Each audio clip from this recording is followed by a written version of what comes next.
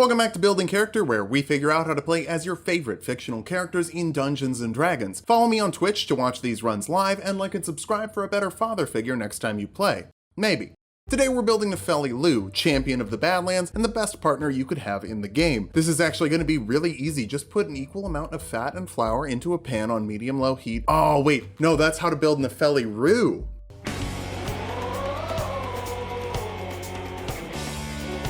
Let's start off with our goals for this build. First, we need to double the axes for double the fun. Double the everything with a Stormhawk run. Next, we need to arm ourselves. I'm not talking about the axes here, talking about your arms. Sun's out, guns out. Finally, we gotta bring the thunder and the lightning. If I had a nickel for every media property starring a woman with massive arms and lightning powers that came out this year, I'd have 2 nickels, which isn't a lot, but it's weird that it happened twice. And hey, if you liked Thor Love and Thunder, I played Elden Ring as everyone's favorite Marvel himbo, with Nepheli as my mighty Thor. You can check that video out or subscribe to me on Twitch to watch the next run live. For stats, we'll be using the standard point array from the player's handbook. Roll for stats if you want, just keep an eye on those multi-classing minimums. Strength will be number 1, big arms running your family. Maybe. I don't know if you're directly related to Horalu or if that's just like a clan name, but Kenneth says you've got royal blood, Gideon is your adopted father, and it would seem really weird if there were 2 Louxes in the game and they weren't related. Constitution after that, if you're running through the lands between in the champion set, you better pump vigor. Dexterity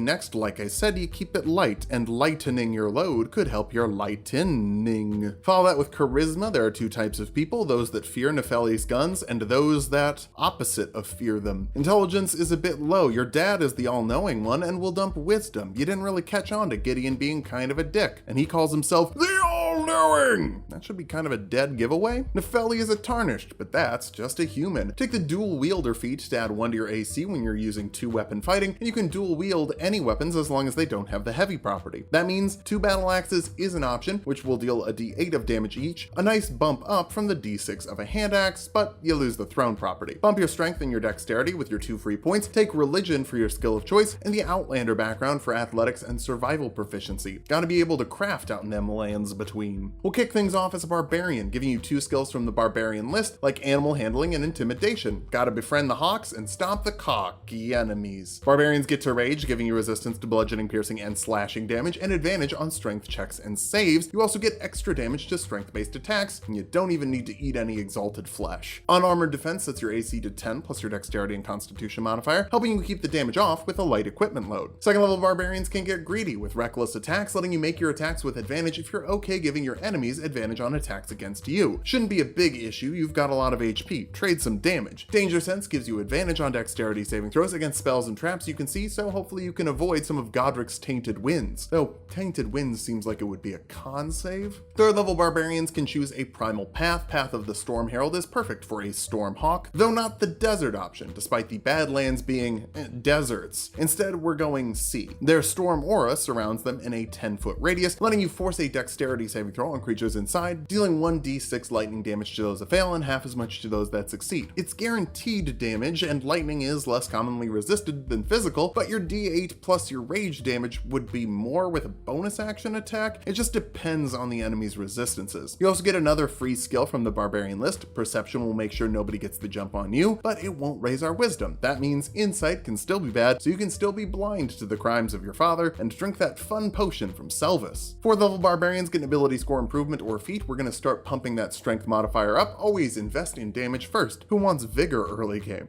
Not me. 5th level barbarians, okay, no, but seriously, if you're playing Elden Ring, please invest in vigor early on. Don't suffer through the game at low health. Anyway, 5th level barbarians get extra attack, letting you attack twice with your action instead of once, and another time with your bonus action if you're 2-weapon fighting. Keep in mind your bonus action attack doesn't get to add your ability modifier until you have the 2-weapon fighting style. It's a bit confusing. Maybe we'll get that later, stick around. You also get fast movement, adding 10 feet to your movement speed when you're not wearing heavy armor. Obviously, you don't want to be in heavy load. 6th level Storm Heralds get Storm Soul, giving you resistance to lightning damage and a swimming speed of 30 feet. You live in the desert. The lightning resistance is nice though. 7th level barbarians get Instinctive Pounce and Feral Instincts. That gives you advantage on initiative rolls, and you can move half your movement when you activate your rage. Get in close and let the Tarnished spam Godric with spells from the back. If they're using spells, probably are. 8th level barbarians get another ability score improvement, cap off your strength to slam the bosses as hard as they slam you. 9th level barbarians get Brutal Critical, letting you add another damage die when you critically hit, with 3 attacks per round from 2-weapon fighting, and reckless attacks, that's going to be happening pretty frequently. 10th level Storm Barbarians get Shielding Storm, sharing your lightning resistance with allies within 10 feet of you, and your lightning damage bumps up to 2d6 from your Storm aura. Now, it's better than an offhand attack. Maybe. It can't crit. Kinda hard to decide. 11th level Barbarians get Relentless Rage, meaning the first time you should drop to 0 while raging, you hit 1 HP instead if you can hit a DC 10 Constitution saving throw. That difficulty increases by 5 every time you use it, and there's technically no limit, but eventually you're gonna miss a roll of the dice